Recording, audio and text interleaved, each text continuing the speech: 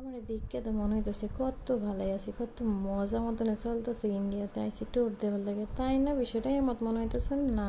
আসলে বিষয়টা যদি আপনার মনে করেন তাইলে কিন্তু আসলে ঘটনাটা অনেক বেশি মিথ্যা। আসসালামু আলাইকুম, সবাই কেমন আছেন? আলহামদুলিল্লাহ, আমিও কিন্তু বালা আছি। বালা আছি কি তা ভালাও নাই। এই যে এত এত পরিমাণ বইসা থাকা লাগে ডাক্তারের কাছে আইসা, এটা কিন্তু অনেক বেশি কষ্টদায়ক, বুঝছেন? ঘন্টার পর ঘন্টা বইসা থেকে না খায় আসতে কে কী যে পরিমাণ কষ্ট হয়, যারা এখানে আসে তারাই বুঝতে পারে। কেউ তো আর স্বাদে এখানে এসে বসে থাকে না। তো আমাদের সকাল থেকে কিছুই খাই নাই, 11টার দিকে খাওয়া একটু শুরু করলাম আর কি, যে নাস্তা হালকা করে। কারণ বাহিরের খাবার আমরা তেমন খাইতে পারি না এখানে।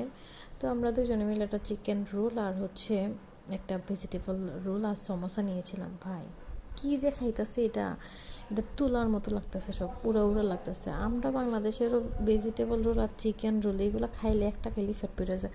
আর এনে একটা যে খাইছি, কি যে খাইলাম মই নিজেও কইতে পারতাছি না এটা কী খাইতেছে। আমার জামাই কইতেছে কী নিলাম এটা, কারণ আমরা বাইরে যাই কিন্তু কোনো খাবার টাবার খাই না। আর আজকে যেহেতু সকাল 7টার দিকে আয়া পড়ছি, যার কারণে আর কি বাসা থেকে কোনো কিছু খাইতে আই নাই। এই কারণে আর কি আয়েশারে একটু নাস্তা টাস্তা করলাম। এখন নাস্তার হাল যে এরকম হবো সেটা কিন্তু কল্পনার বাইরে, কিন্তু আসলে রিজিকে ছিল, এগুলা খাইতে হবে, কিছু করার নাই। শুক্রিয়া তারপরেও, আলহামদুলিল্লাহ, আল্লাহ যা রিজিকে রাখছে সেটা তো খেতেই হবে।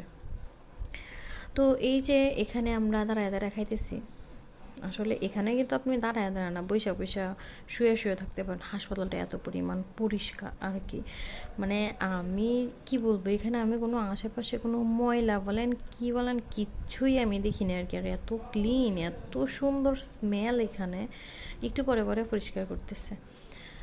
তো আমাদের রিপোর্ট টিপোর্ট মানে পরীক্ষা নিরীক্ষার জন্য কত পরিমাণ যে টেহা যাইতেছে, কচু পাতার পানির মতো টেহা খালি খরচই হইতেছে। হাই রে আল্লাহ, টেহা যে করতে আইতেছে এটা আমি নিজেও কইতাম পারি না, কিন্তু মগজ সব টেহা ফিনিশড হয়ে গেছে।